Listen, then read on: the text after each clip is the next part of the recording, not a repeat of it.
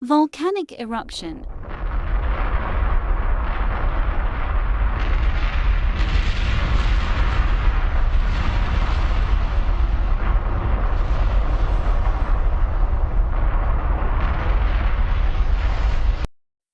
So, hi everyone, I'm Santara Clara Isabella, together with my group members, Therese K. Itaok, Jane Kate Nicole Zarate, City ay Mapangandaman and Nubay Sirasu, here to report the volcanic eruption.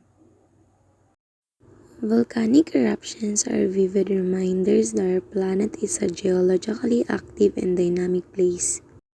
Erupting volcanoes are powerful forces of nature that both build and destroy. What are the effects on this to humans? When volcanoes erupt, they can spew hot, dangerous gases, ash, lava, and rock that can cause disastrous loss of life and property, especially in heavily populated areas. Volcanic activities and wildfires affected 6.2 million people and caused nearly 2,400 deaths between 1998 to 2017. What are the causes? Why do volcanoes erupt? So first is the eruption release internal heat and pressure trap. Because volcanoes are just a natural way that the Earth and other planets have of cooling, of releasing internal heat and pressure. So second is volcano also erupt due to pressure and density because the lower density of magma related to the surrounded rock causes it to rise like air bubbles and syrup. It will rise to the surface or to depth that is determined by the density of the magma and the width of the rock above it. Furthermore, if there's too much pressure, the lava will come up, then erupts will occur. Type of volcanic eruption. Volcanic eruption may fall into 6 major parts.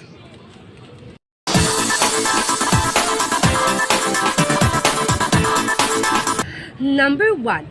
Icelandic eruption. The Icelandic type is characterized by effusions of molten basaltic lava that flow from long, parallel fissures.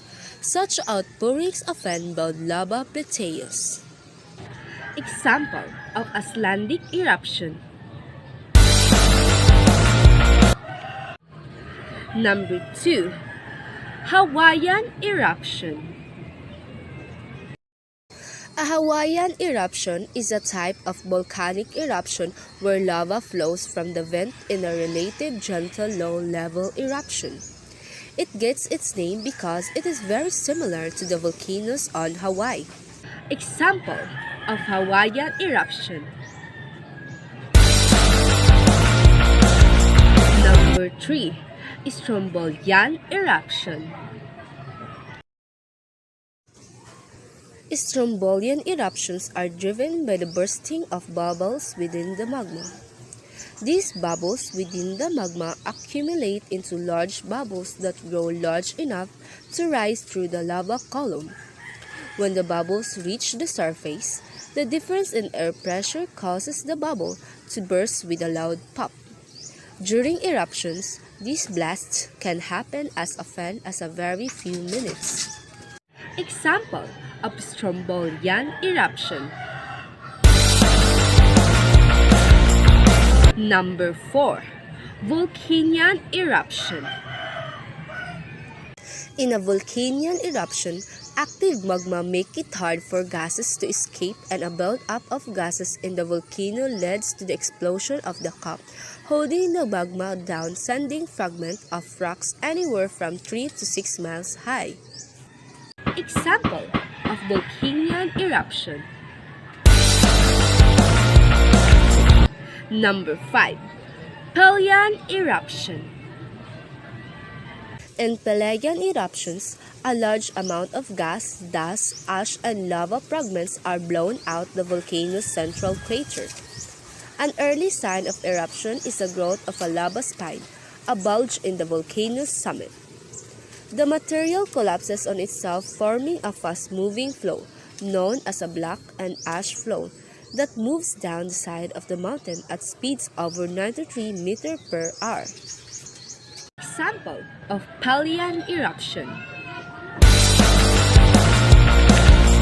Number 6. Plinian eruption. The Plinian eruption starts where dissolved gases are stored in the magma. The gases accumulate as they rise through the magma conduit. These bubbles stick together, and once they reach a certain size, about 75% of the total volume of the magma conduit, they explode. When the bubbles explode, all the force of the explosion is pushed out of top of the conduit. Example of Plinian eruption.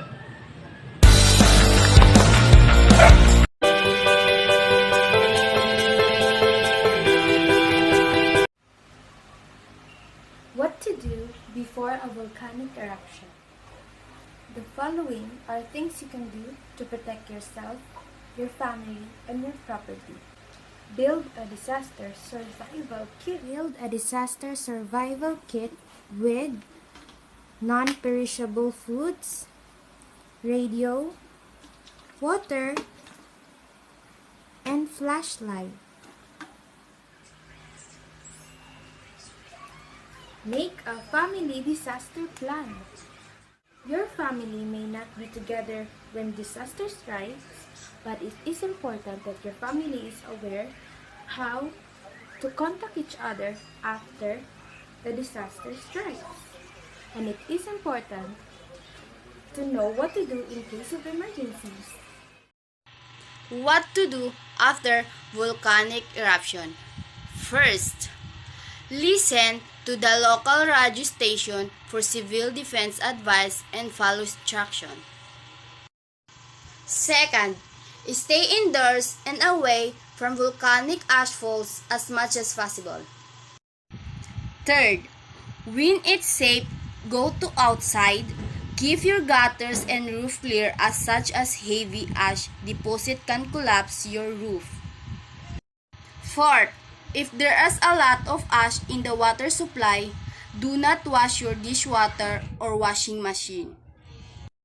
Fifth, use a mask or a damp cloth and eye protect when cleaning up. Moisten the ash with a sprinkler before cleaning. 6. Look for and report broken utility lines and appropriate authorities. And the last one, if your property is damaged, take notes and photograph for insurance purposes.